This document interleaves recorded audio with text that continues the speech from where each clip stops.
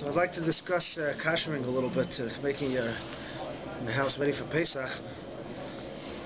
So first of all, we mentioned on Shabbos that chametz is aser b'mashahu. A drop of chametz makes it aser. And even though, which we'll speak about later, when you're checking your house for chametz, you only have to check for a kazayis or something which you might come to eat. But in the kitchen itself, or anything that's used with food, the drop of chametz, a mash of chametz can get into the food, and then you have a problem. Chametz ashes b'mashu, even the smallest amount will make your food not fit for use for Pesach. So anything that's connected with the kitchen has to be cleaned out and made sure that there's nothing in there. So,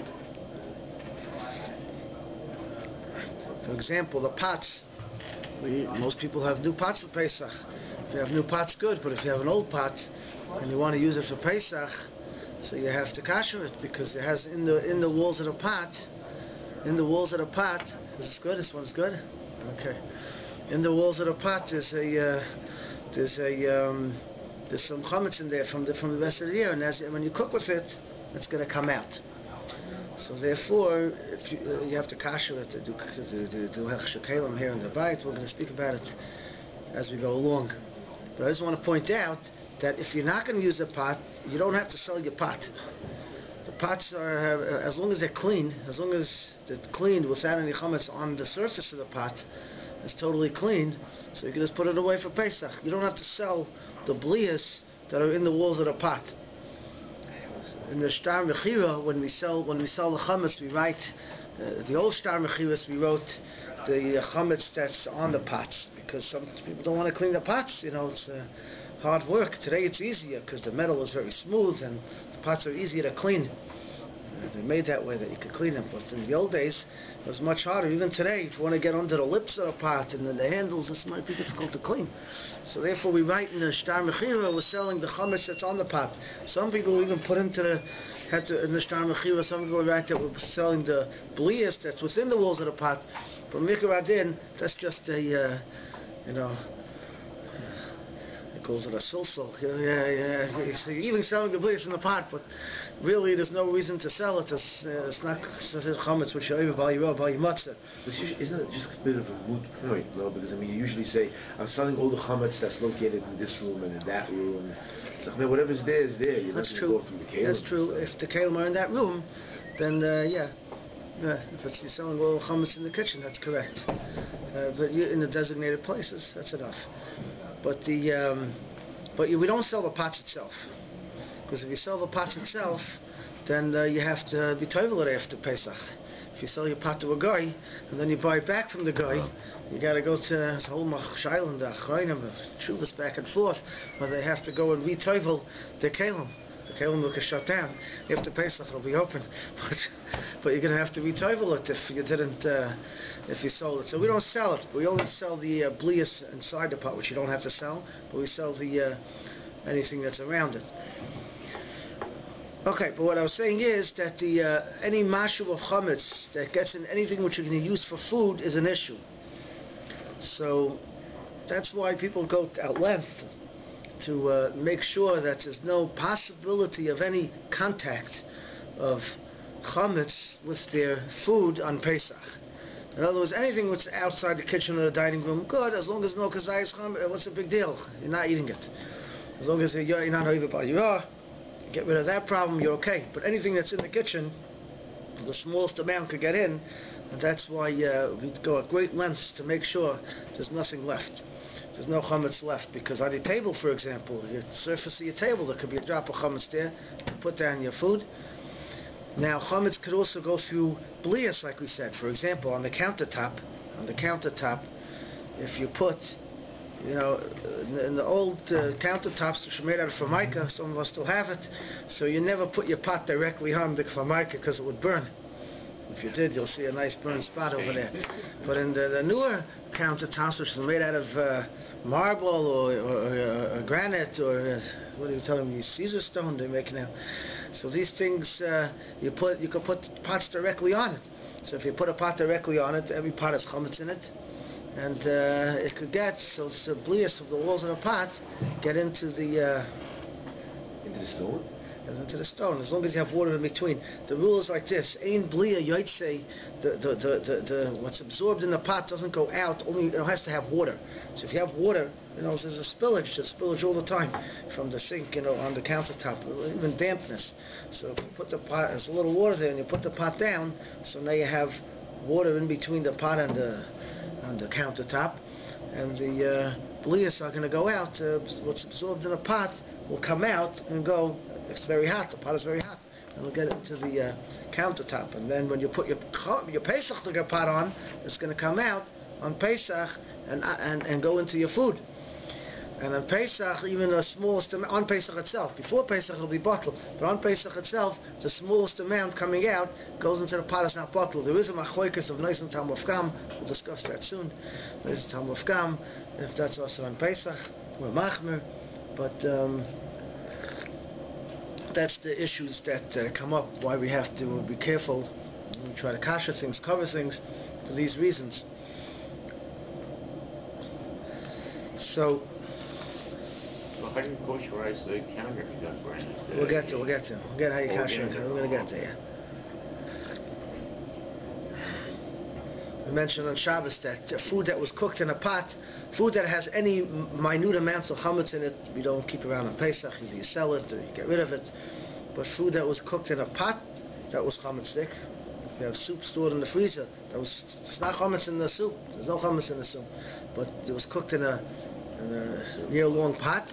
So the minhag is so you don't have to get rid of it because it's only blias that went in, which is bottled before Pesach. So you don't have to get rid of the food. But you don't eat your food on Pesach, so you have to put it away where you're not going to get it. But you don't have to sell it. You don't have to get rid of it. You only have to get rid of something which actually has chametz in it. And we'll discuss that in future shiurim. What you have to before Pesach, what you have to put away, and what you can leave out. But I want to discuss is turning over your kitchen. How you go about doing it. So, first thing is that I guess we'll start with the tabletops. The tabletops, obviously, it's good there are no ladies here today, but it has to be washed down very well, and the cracks. If it's an open-up table, you have to make sure there's no chametz there, and it's washed down with something. Should be washed down with something which kills the chametz, something which makes it not real achila. If you use ammonia, or you use even some bleach or stuff that will makes it the chametz not real achila. But it's very recommended that everything is covered. The table should be covered with a thicker plastic, or some kind of tabletop cover. Special for Pesach should be covered. Then you have no issues. There's no chashash that any food will get through. If the table is covered, you don't usually put something too hot down. So any surface that's going to be used for food should be covered. A glass table, is that? A glass table also should be. You could clean it, but again, mikra din, you clean it, you wash it with something, and you can't see chametz, you can use it. But it's always recommended that it should be covered. You can get a nice cover. You can buy a nice tablecloth which you use just for Pesach, and just tape it on that it shouldn't slip off, and it's looks very nice. You have a table covered, but the table should always be covered because something in the chairs also. Even though you don't need the chairs, you don't have to cover the chairs, but it should be cleaned well in between. You're not eating off the chair, you don't have to cover the chair, but it should be cleaned off well. What? No, you have to put plastic on top of that. Italians. Italians leave plastic. The old minhag was they used to repaint the house, right? They used to before Pesach, the old Yerushalmis and Europe, some places they would they didn't hire a painter. They took a paintbrush and they painted their house. The one-room house they had, they painted before Pesach. There was a minhag l'garus aksom. We don't do that, but they wash it. But again, mikra din, you don't have to do these things. But in Pesach we go all out. So that's that. When we come to the things that need that actually need kashering, so we have to understand the nature of kashering, how it works. And there's basically there are four kinds of kasherings that we could use on Pesach. Three are commonly used, one isn't so commonly used. The rule is like this: any way a food gets in, you got to get it out. For example, if you make a barbecue and you have a stick that you roast your hot dogs with, so that stick goes on the fire. It's ala esh. It's on the fire. Anything which is ala esh has to has to go through fire in order to make it kosher. What the fire does is actually it burns out the whatever's in there. So anything that was used for chametz on the fire has to be burnt. Anything that wasn't used was used with water cooking, like a pot goes on the fire, but there's water in there. So that's not called ala esh. The food doesn't go on the fire. The food goes in water on a pot. So goes b'mayim. That's cooked with water. Anything which is cooked with water, the food goes with water. You could get it out with water, which is what we call hagolah. Hagolah is that we put the pot in a vat of water and we cook it out. So however the food went in, that's how you get it out. So if it went by a fire, you gotta burn it out. If it went it went through water, so we do hagolah. We'll explain how you do everything, but it has to go through the process of hagolah, and that's how you get it out. Going on the fire, there's a lot of cases. For example, a frying pan. A frying pan is a big shiloh because even though you put oil in it, but sometimes you just put like Pam, you spray the Pam on it and you cook on it. There's not a lot of water. It could be that's not considered something which is hagolah, and therefore frying pans. If anyone has a kasher shiloh on a frying pan, they should ask his Rav. But for Pesach, it's not recommended to use any frying pans over from chametz to Pesach because the kasher is quite difficult. Maybe you could put in a self-clean oven to make it libun. We'll see, but you'll probably ruin if it's a Teflon surface or something. You'll probably ruin it. So something which is ala esh without water, anything which is used ala esh has to be burnt out. What's called burning out? This is the highest level of kashering. The highest level of kashering is libun. And libun means it's whitening, no? What? Whitening? What you say? Yeah, it actually comes from that word. It means that you burn it up. You burn it very, very, very hot. White hot. It's supposed to be red hot. Yeah. So you make it very, very hot, and you got to make it hot until it gets red hot, until it gets mamish hot. And there's only really two ways to do it. There are a few ways to do it, but there's only two. There's only two ways to really do it today.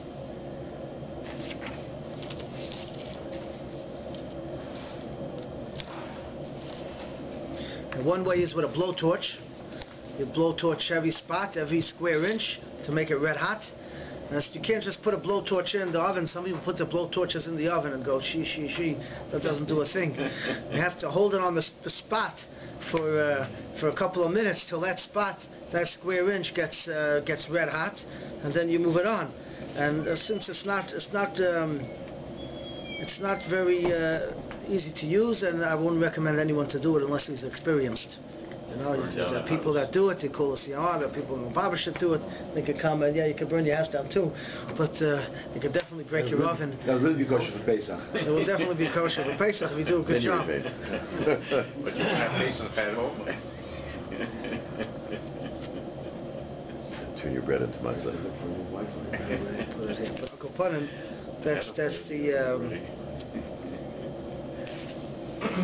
That's the way to do libun.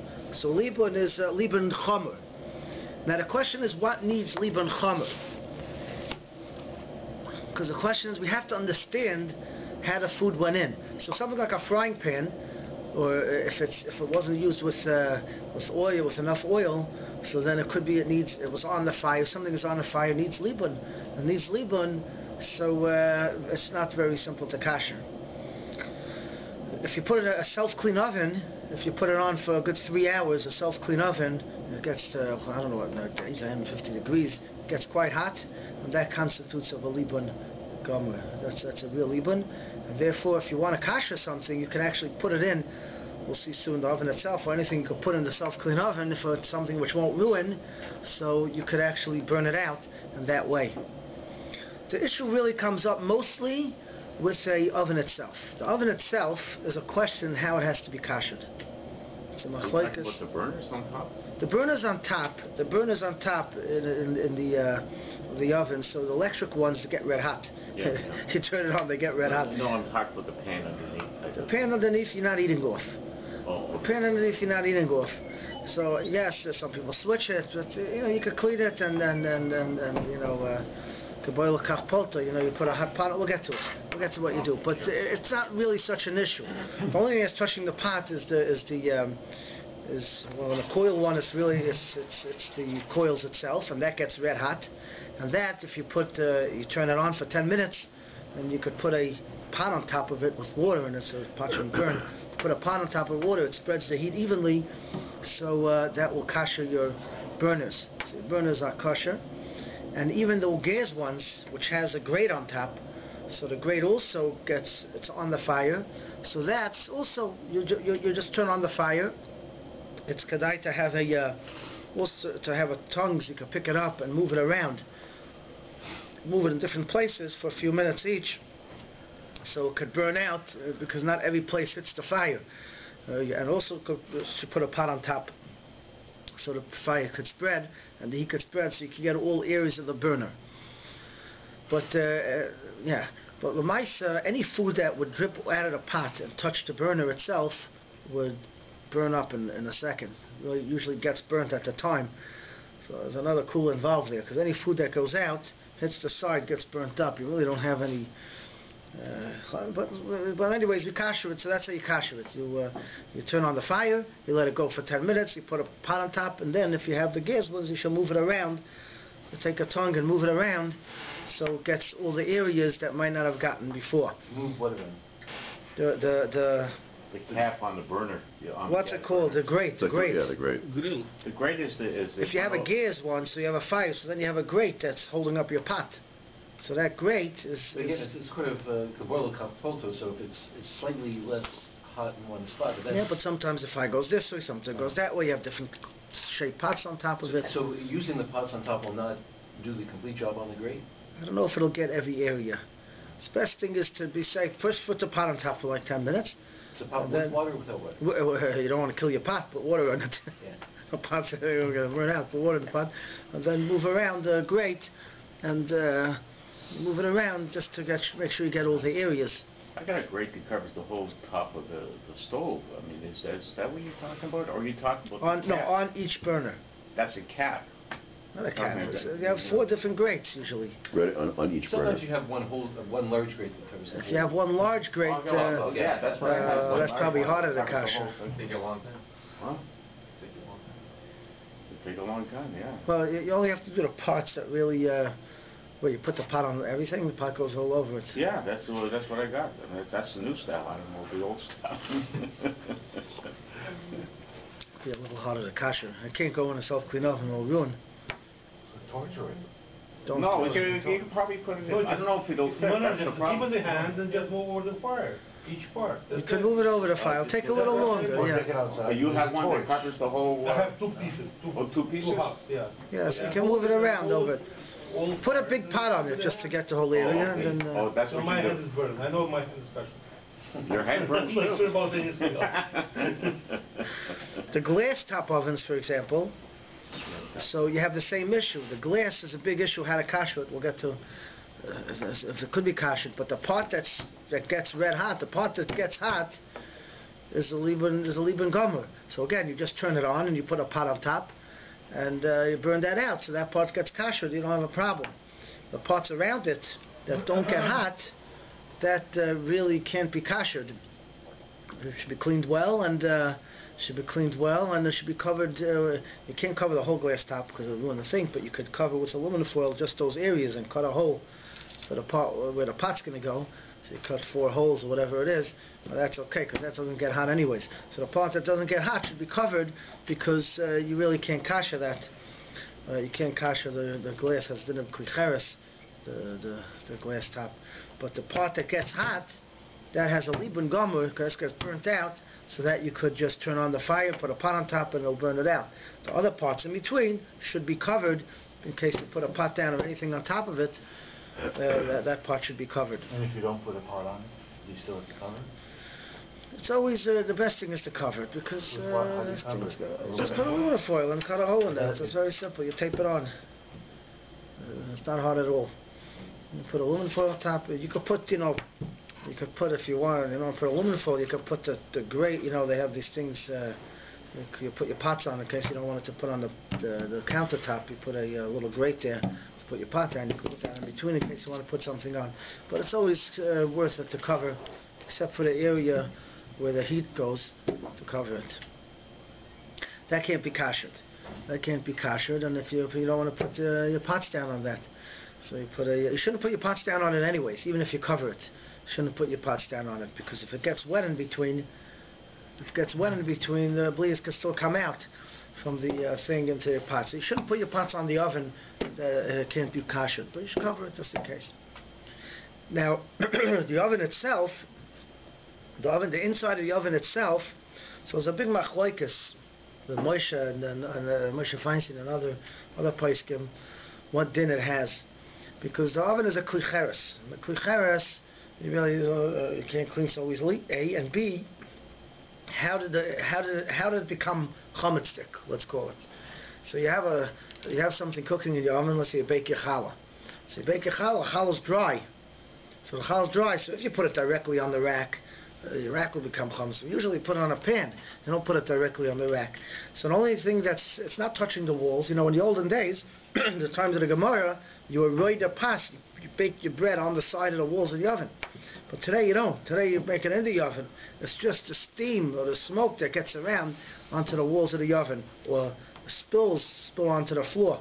And anything that spills usually gets burnt up. So the question is, how did the oven become asur to begin with? So Rav Moshe held a lot of things have a din of zeya. Challah wouldn't. Challah is only steam, which is reicha. But it's only like a dry, it's called reach, a dry heat that goes into the walls. But if you have anything of liquid, if you're cooking, let's say, something with barley or chicken, and there's some liquid in there, so Moshe has a din of zeya, and that gets around to the walls of the oven. Others hold that it doesn't have a din of zeya, unless there's like a soup you put in there, you open up and hot, wet steam would come out. So it's a question, zeya could make the steam could make the walls of the oven asur.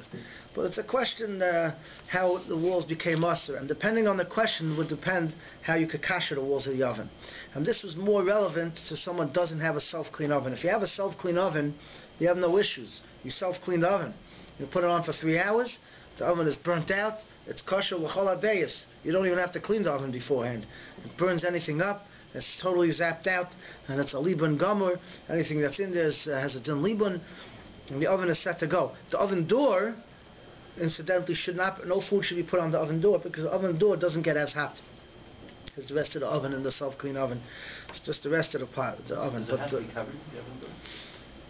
I don't know if it has to be covered. Some people cover it, but it doesn't have to be covered. Just don't put any food on it directly. Because again, when you're cooking in the oven itself, there's no contact with the door.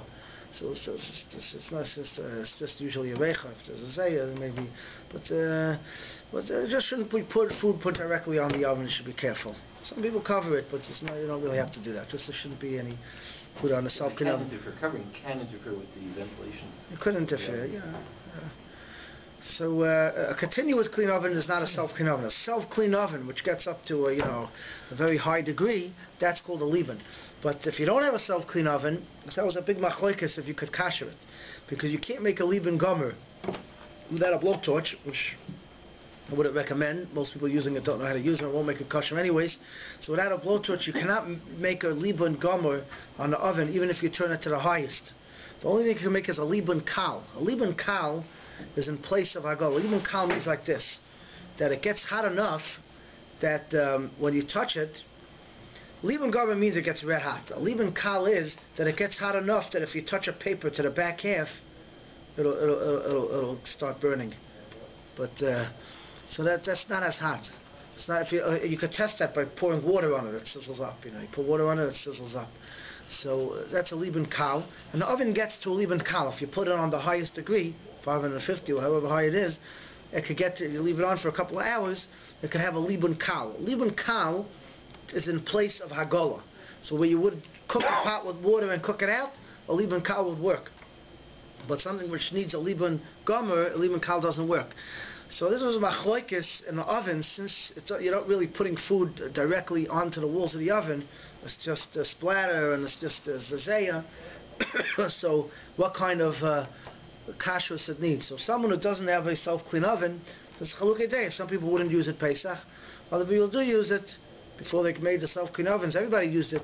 So some people either had an insert. They used to have what you call an oven insert you put inside, or you could be saimach on. Others are saimach on the other poskim that hold you just do a liban kal, which means you have to clean it well. You clean it well with easy off. Make sure there's nothing on there. You can't just burn it out. Here you have to clean it. You have to clean the oven. Make sure there's nothing left inside, no pieces. And when it's totally clean, then you turn the oven on to the highest. That makes the liban kal. And I used to, afterwards, we had such an oven. I used to coat it with aluminum foil all around. I used to coat the whole oven with aluminum foil and use it. But if someone doesn't want it, we could be saimach on the other shitas and just use it. But he shouldn't put anything directly down on the rack. You should have a pan. You should cover the rack. You shouldn't put anything directly on the rack because you didn't do a liban on the rack. On the rack, you shouldn't have any food touching it. You should have something in between, a pan. You could take the rack out and give it to someone that has a self-clean oven and put it in his oven and clean the rack. Your rack is what the biggest chashash of touching the food. That could be liband, but you could give it to someone that has a self-clean oven. But if not, then just make sure to cover it or to put something on top of it that the food shouldn't touch it. Because you're not making it by turning on the oven to the highest. That's not a liband. It's a liband kal, but it's not a liband gomer.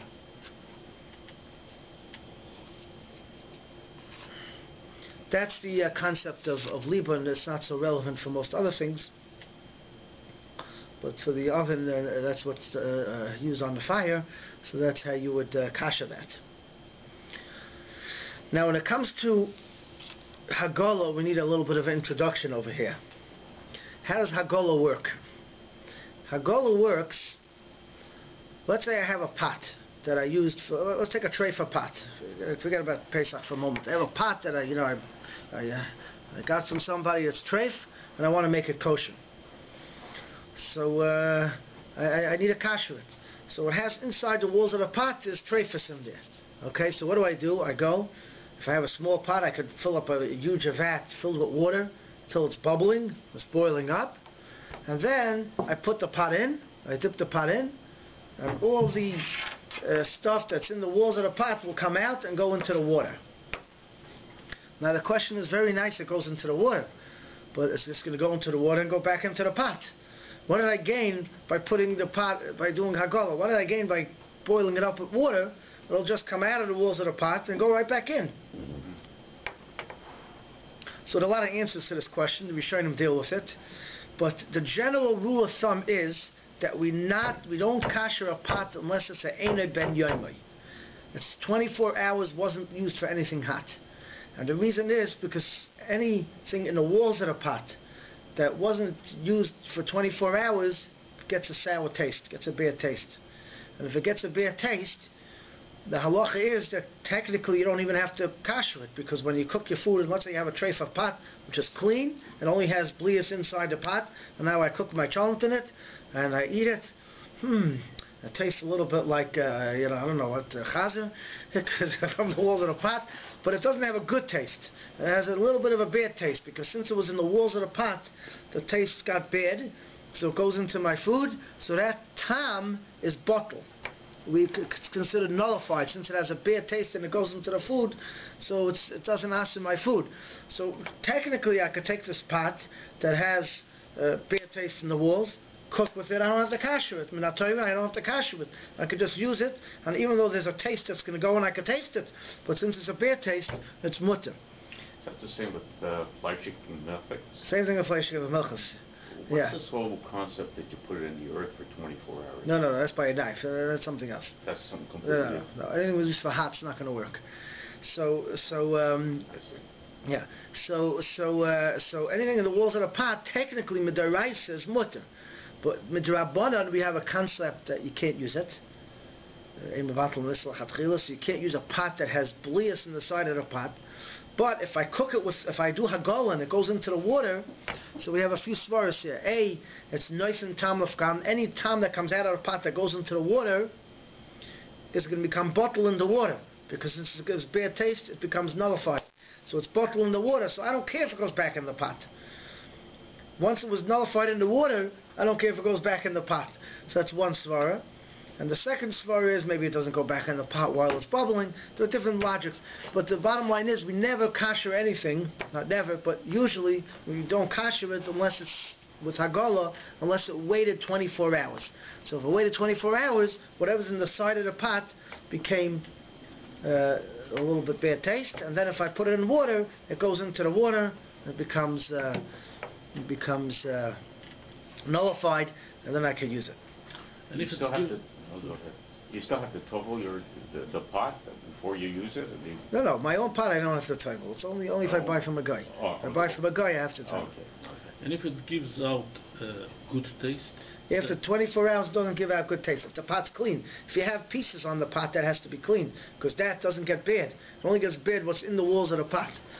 But how they're using, I think it was machloket when they were using whiskey in cherry caskets.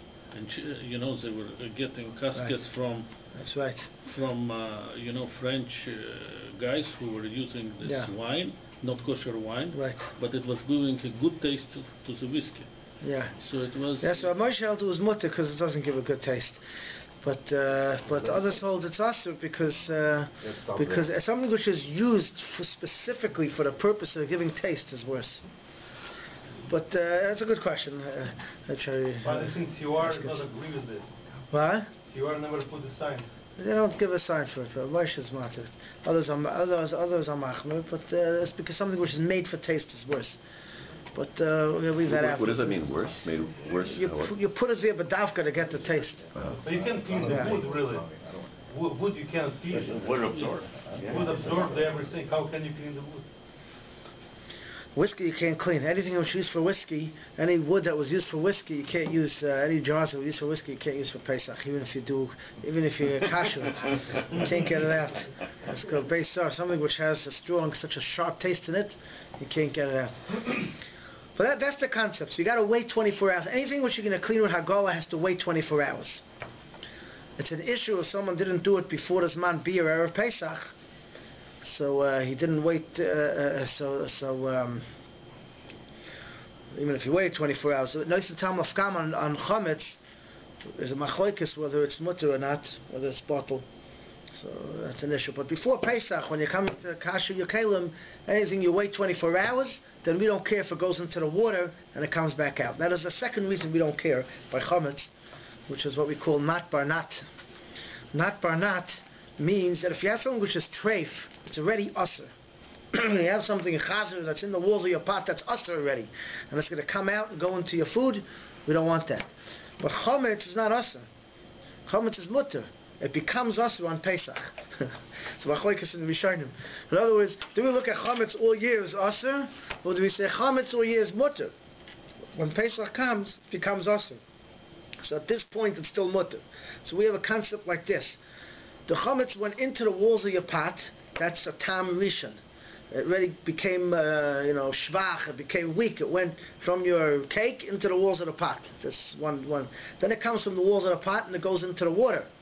That's tam sheni. And now you have even tam shlishi. It'll go back into your pot after you kasher it. So it's already a third degree. We'll call it third degree tam, and it's still kosher because it's not Pesach yet. So the issur won't be chal on something that's a weakened tam. So you understand? So it might come from chametz, but it won't have a din issur of chametz.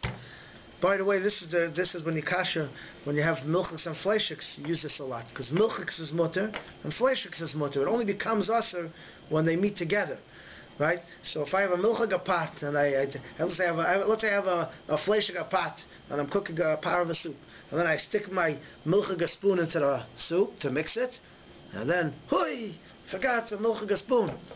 But here you have the issue because what went into the pot was the fleishiks went into the pot as tam rishon, then it goes into the soup as tam sheni, and the spoon is also, it went into the soup spoon as tam rishon, goes into it was tam sheni. So it wasn't issur yet until it was already a tam sheni, and then mixes together.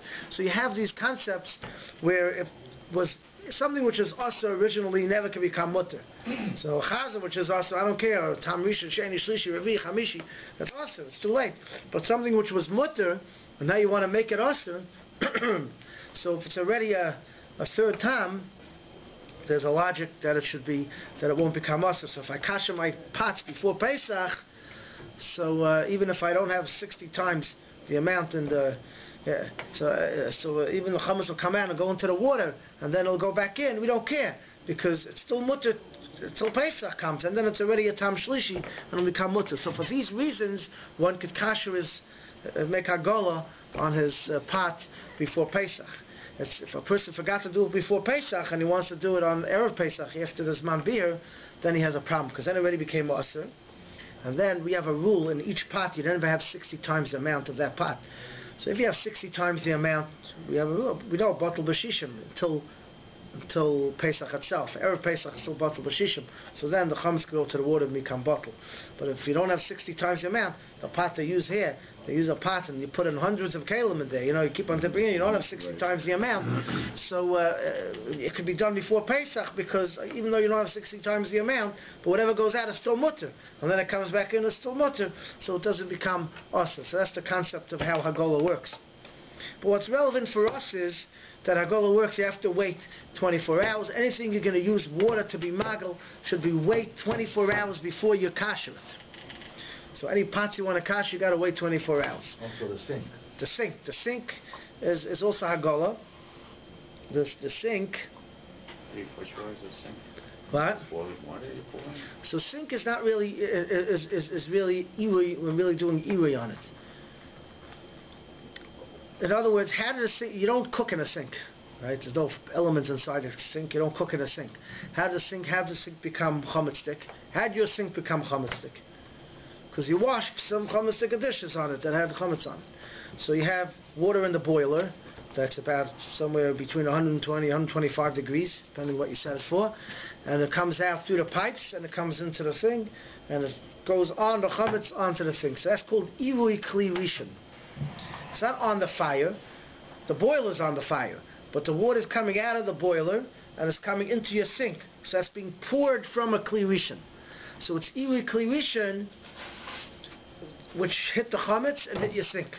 So your sink became chametz stick from an irui kli rishon. So in order to kasher it, kaboy lekach poltoi, you could kasher it from an irui kli rishon. In other words, you could, if you have Dr. Stoll's sticks, what are they called? Immersion heaters. So you can fill up your sink with water and stick it in and it'll bubble it and you'll kasher out your sink. If it's a metal sink, by the way, this is only by a metal sink. If it's a porcelain or made out of some other material, you can't kasher it. You can't kasher your sink. Plastic can't be kosher. Plastic for Pesach we can't kasher it. It's a shaila if it could be kashered. Plastic is a suffix if it could be kashered. On Pesach we don't kasher it. What you would do is you would clean it very well. You could kasher because the suffix of it kasher. You could pour hot water on it, but then it has to be covered. It has to be covered, or you could take a basin, and make a little hole in it for the drain and stick it in. So we used to do an insert.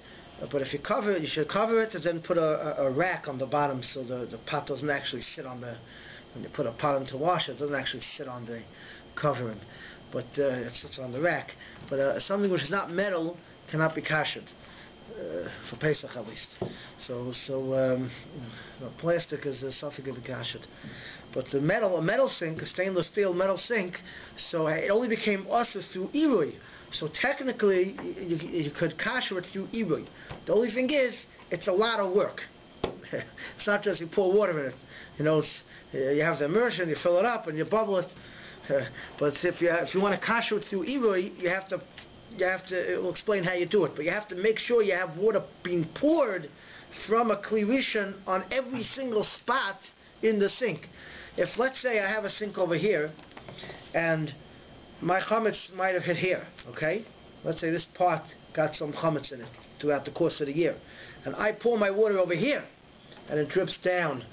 So what the water that hit here was the irui kli rishon, but once it hit here, it doesn't have a din of an irui kli rishon anymore. So Shiloh, the Stephen Ramaz, who has a din of a kli sheni. So if it hits this pot and now it's going to go down, it's not going to kasher that part of your sink. So when you're kashering, you have to make sure to pour. The way to do it is you go down up. You pour from the bottom part, and you go up along the walls. And you do it from the bottom, and you go up along the walls. This way, as you pour, you get all the spots of the wall, and go down and up. Now, it's hard to do with a large pot, so someone gave me an eitzah last year. It was a very good eitzah, which is, you cook a big pot of water. You have to make sure it bubbles. It's bubbling. Then you take a small pot, and you put it also on the fire and bubble water, and then you take it off the fire. You don't have to put it with water. You can just dip it into the pot and leave it there for a few minutes till the pot itself gets hot. In order to be clear, the pot itself has to get hot. You can put it on the fire a few minutes, but then you stick it in, you dip it in. So you take from the small pot bubbling water, and you make sure the water's bubbling in there. Then you pull it out, and with a smaller pot, it's easier to get. And then you can do it again and again and again. And this way you have plenty of water to go around. But if you take your big pot and you try doing it, it's very hard to aim, and it makes a huge mess. Water comes flying out, and it's very hard to make sure you're getting all the spots. So the best thing is take a small pot, but you have to leave the pot in a little bit, so the pot itself should get hot.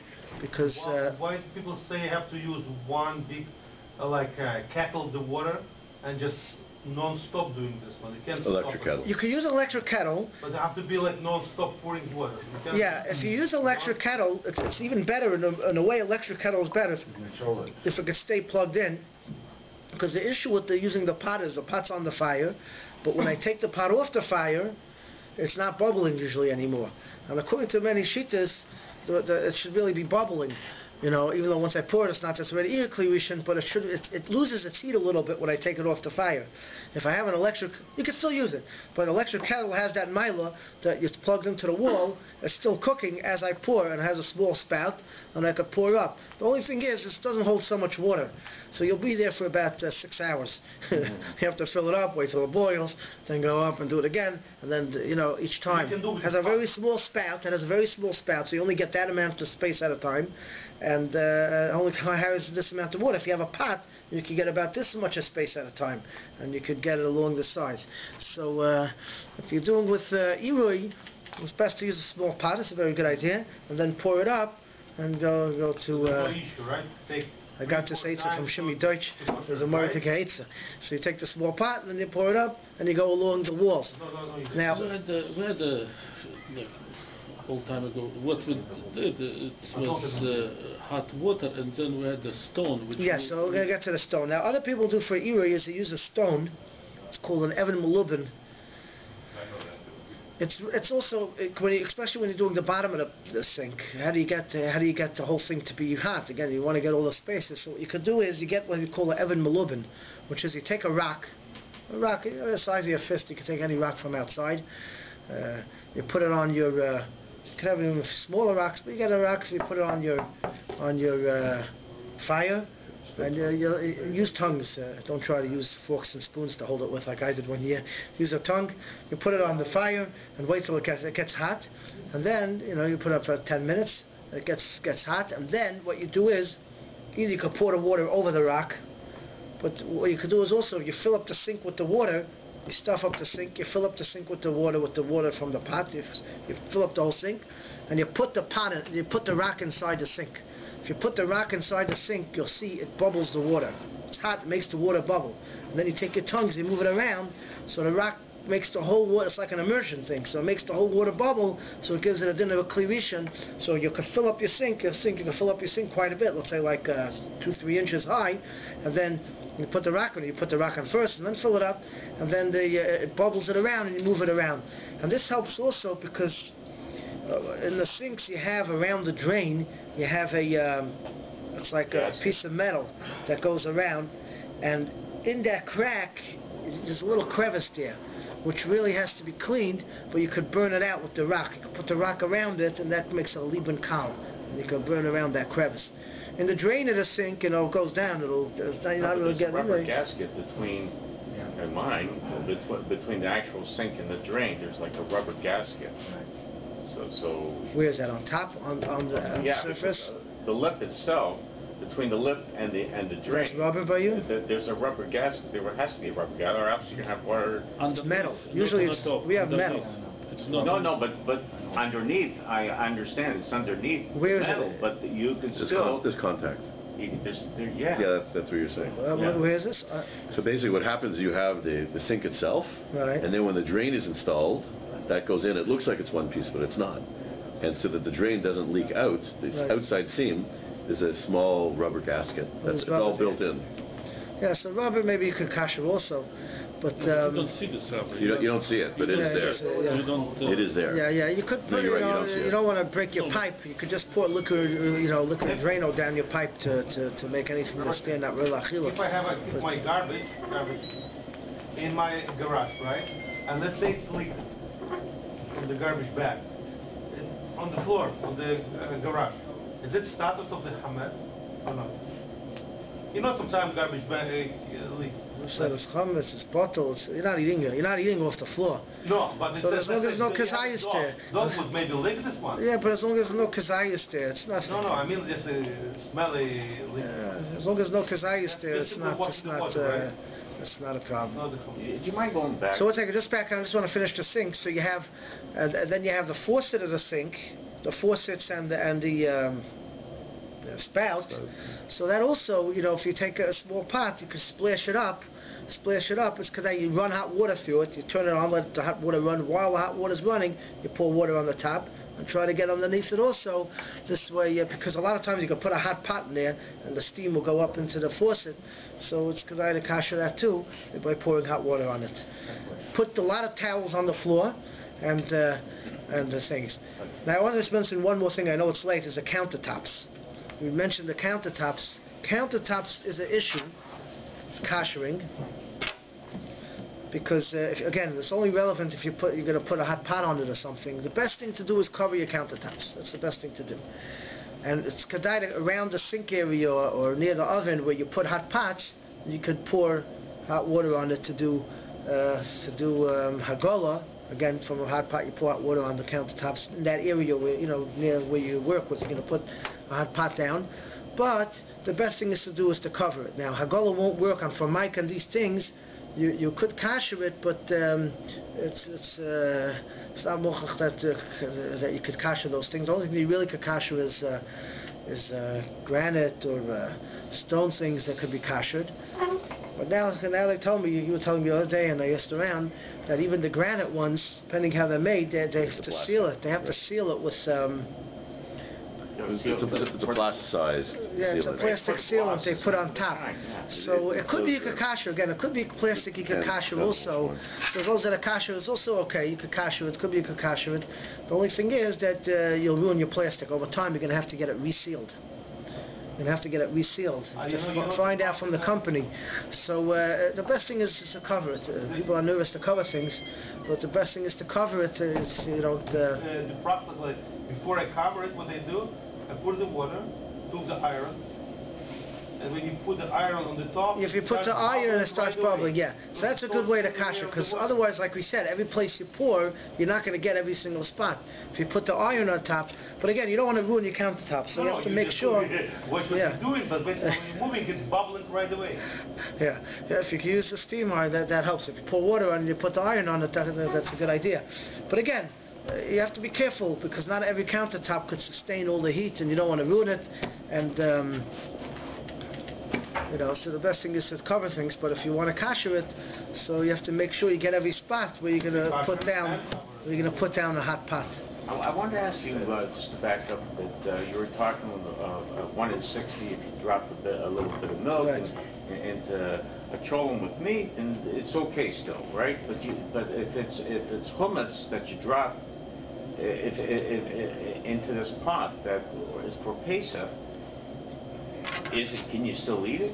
What did you say? I didn't hear. Okay, so chametz before Pesach is bottled b'shishim also. Okay. So if you have a drop of liquid chametz in a liquid pot or anything that gets dissolved in the food, if it's bottled before Pesach, it's mutter. You can eat it on Pesach. The only thing is like this: if it was put in for taste purposes, so it could be it's not bottled. Oh, So if it fell in, it fell in. Yeah. But if you specific put a little bit in for a spice, for a taste, so it could be it's not bottled. So therefore, we usually don't eat anything that has any amount of chametz. If it's an accident and it fell in before Pesach, it's less than shishim, it's mutter. That's why people that are your machma on certain things on Pesach, like by us, the minhag is we take off we don't use the vegetables that have peels on it because of the stuff they put on the outside of the peel. But before Pesach, it doesn't matter, because if you cook it, you make a potato, you make a kugel, a zucchini kugel, whatever you make, so it's bottled b'shishim anyways. Anything that's bottled before Pesach, you can eat on Pesach. Good. If real chametz fell in, we swell kadoshim, hey, machmir, we're not going to use it on Pesach. But if it's just chumrah, you know, all these we have a lot of hummus on Pesach. But anything that was done before Pesach, so some I think other places have they get water before Pesach. You know, they gather the water before Pesach because there was a chashash hummus will fall into the water, whatever they have. But before Pesach, it's all bottled anyways. It's only chashash on Pesach itself. But so bottle b'shishim. But anything we know chametz was in there, real chametz was in there, we stay away from on Pesach. But mikra adin, if there's 60 times the amount before Pesach, it's bottled and you can eat it. The use of steam cleaner, you mentioned steam cleaners. And the steam cleaner, the steam comes out extremely hot. I mean, much hotter than water. Yes, the question is whether you can use the steam itself, because steam is not hagol, it's steam. So therefore, if you put a little water on the top and then you steam it, so the water bubbles, so then you have hagol. But just if you use steam itself, it could be, it's a shaila, could be that's not considered hagol. It's so hot. Right, so if you have water and then you use the steam that makes it bubble, so that's the best way to do it.